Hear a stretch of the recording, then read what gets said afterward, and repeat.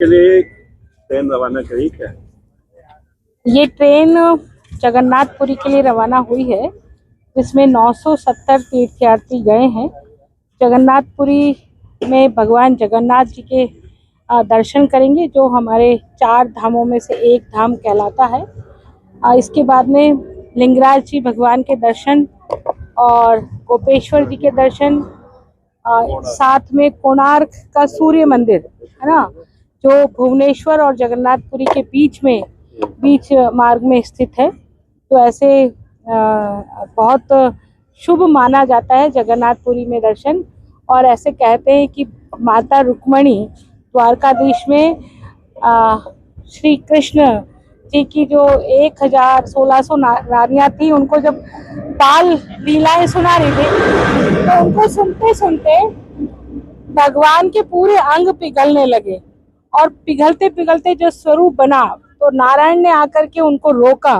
तो जो स्वरूप रोकने से नारायण जी ने उस कथा को रोका, और जो स्वरूप बना वही स्वरूप राजा इंद्रद्युम्न के सपने में आए, और राजा इंद्रद्युम्न ने जगन्नाथपुरी में भगवान का इतना सुंदर मंदिर बनाया। इसकी बहुत सुंदर कथा है। भगवान का मंदिर कैसे बना, और फिर जगन्नाथ जी कैसे विराजमान हुए, सुभद्रा जी और बलभद्र जी उनके साथ कैसे विराजमान हुए। हर वर्ष है ना, इंद्रद्युम्न जी की जो पत्नी है ना, उन पत्नी के कोई संतान नहीं थी, तो भगवान ने कहा कि मैं तुम्हारे को ये आशीर्वाद देता हूँ कि मैं हर वर्ष तुम्हारे पास आऊँगा संतान के रूप में।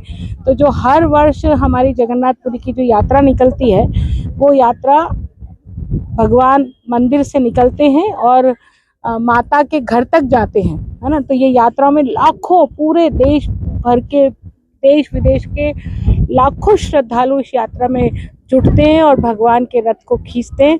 ऐसी भी लीला है कि कई बार भगवान बहुत हल्के हो जाते हैं, और कई बार इतने भारी हो जाते हैं कि लाखों भक्तों के खींचने से भी नहीं खींचते हैं। तो इतनी सुंदर जिनकी लीलाएं हैं, इतना सुंदर जिनका वृतांत है, ऐसे भगवान जगन्नाथ जी की यात्रा पर हमारे अजमेर संभाग के तीर्थयात्री गए हैं।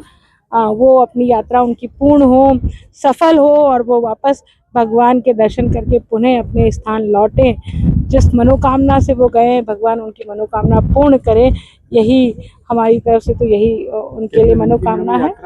यात्रा 17 तारीख को वापस लौटेंगे। 5 दिन की यात्रा है, क्योंकि यहाँ से भुवनेश्वर बहुत दूर है, और भुवनेश्वर से फिर जगन्नाथपुरी है ना। तो जगन्नाथपुरी में दर्शन होने के बाद में फिर लिंगराज जी के दर्शन होंगे। लिंगराज भी बहुत प्रतिष्ठित मंदिर है, और ये कहते हैं कि जितने हमारे ज्योतिर्लिंग है, उन सब ज्योतिर्लिंगों में सर्वोत्तम और सबसे पहले जिनका दर्शन होता है, जिनका नाम लिया जाता है, वो लिंगराज मंदिर ही कहलाते हैं।